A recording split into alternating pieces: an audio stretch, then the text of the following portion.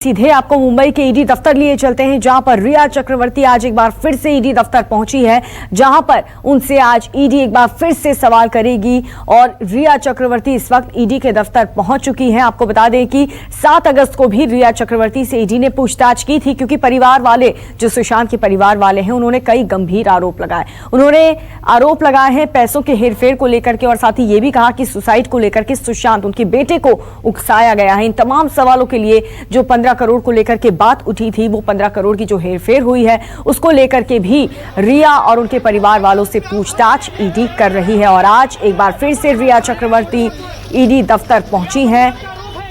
ED की पूछताछ का आज ये सेकेंड राउंड, क्योंकि पहले राउंड में रिया चक्रवर्ती के जो जवाब थे उससे असंतुष्ट ईडी दिखी, और आज एक बार फिर से ईडी रिया के सामने ईडी वही सवाल रखेंगी, क्योंकि 15 करोड़ को लेकर के जो सवाल परिवार वाले उठा रहे हैं, आरोप लगा रहे हैं, आखिर वो 15 करोड़ रुपए गए कहां?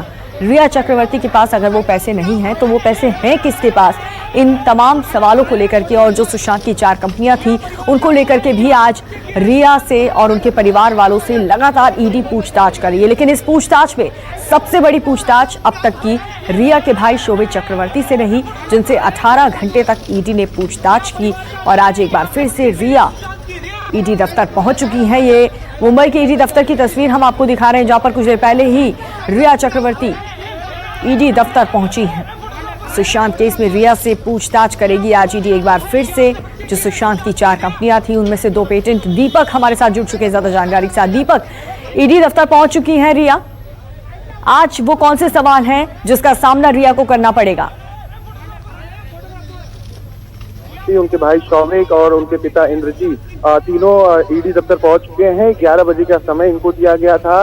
10:50 हो रहे हैं और ये वहां पर पहुंच चुकी हैं। इनसे सवाल जवाब का सिलसिला कुछ समय में शुरू होने वाला है, जहां पर कई ऐसे तीखे सवाल हैं, कई ऐसे हार्श सवाल हैं जो ईडी अधिकारियों के द्वारा पूछे जाने हैं कि किस तरह से जो फाइनेंशियल ट्रांजैक्शन को लेकर लगातार आरोप लगते रहे हैं और कई खुलासे भी होते रहे, जिसके जवाब अब तक रिया और शौविक देने से कहीं न कहीं कतराते रहे हैं, बचते रहे हैं, या फिर ये अधिकारियों को कहते रहे हैं कि हमें अभी कुछ याद नहीं है, थोड़ा सा वक्त चाहिए। आपको बता दें, चाहे वो मुंबई के अलग अलग इलाकों में खरीदी गई प्रॉपर्टी से जुड़ी हुई जानकारी हो, क्योंकि आय रिया की बहुत कम थी और फ्लैट की जो कीमत है जो उन्होंने खरीदा था वो बहुत ज्यादा था, उस पर सवाल किए जाने हैं। वहीं आपको बता दें कि जो सुशांत सिंह राजपूत ने अपनी 4 कंपनियां बनाई थी अलग अलग स्टार्टअप को लेकर, उसमें से 2 कंपनियों में रिया और शौविक डायरेक्टर के पद पर कार्यरत थे।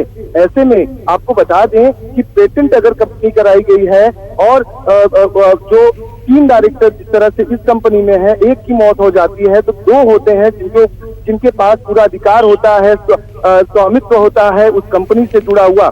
ऐसे में सवाल कई खड़े हो रहे हैं कि आखिर 26 साल का शौविक, जो रिया का भाई है, वो अभी कॉलेज पास आउट करके निकला हुआ था। ऐसे में उसकी ट्यूशन की फीस तक सुशांत ने भरी है। जो डायरेक्टर पद पर कार्य था वो सारे कंपनी के डिसीजन ले रहा है।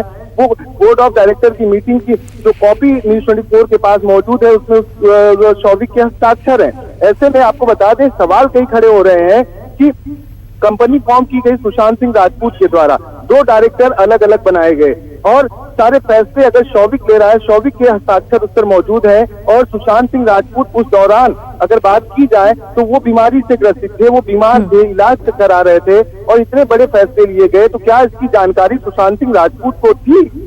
ये ऐसे कई सवाल हैं जिसके जवाब एजेंसी चाहती हैं, और ईडी ने यही वजह है कि शौविक को और रिया को एक बार फिर से तलब किया। शौविक से 18 घंटे की लंबी पूछताछ। दीपक, और ये सेकेंड राउंड है, रिया को एक बार फिर से सवालों का सामना करना पड़ेगा, और परिवार ने जो आरोप लगाए हैं 15 करोड़ और जो तमाम पैसे और बिजनेस को लेकर के हेरफेर हुआ है, उन तमाम सवालों का जवाब ईडी आज रिया से जरूर पूछेगी। दीपक, नमस्कार, मैं हूं मानक गुप्ता।